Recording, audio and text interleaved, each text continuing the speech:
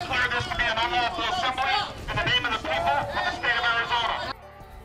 Our big story at 10, 4 activists who chained themselves to each other outside the 4th Avenue jail arrested in an act of civil disobedience. Good evening, I'm Joe Dana. Mark has the night off. The immigration activists protesting Sheriff Penzone, claiming he's making similar mistakes to former Sheriff Joe Arpaio.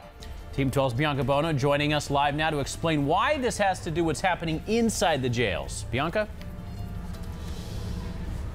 Well, guys, here we are hours later, and believe it or not, there are still some protesters here outside of the jail. Earlier today, though, quite the chaotic scene as these protesters, as well as counter-protesters, marched and chanted outside the jail, hoping Sheriff Penzone heard their message that they want ICE out of the jails. Protesters descending upon the Maricopa County Sheriff's Office, disappointed with the man in charge. Penzone is not doing his job. Dozens of demonstrators then marching to the 4th Avenue jail,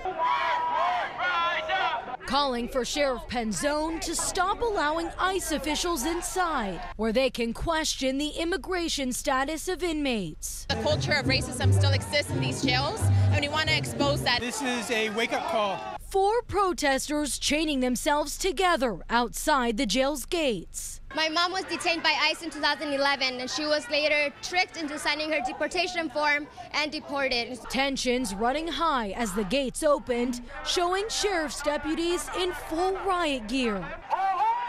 Meanwhile, counter-protesters making their voices heard. If somebody is in this country illegally and they are a criminal, they are committing crimes, they need to be deported immediately. Deputies moving protesters across the street.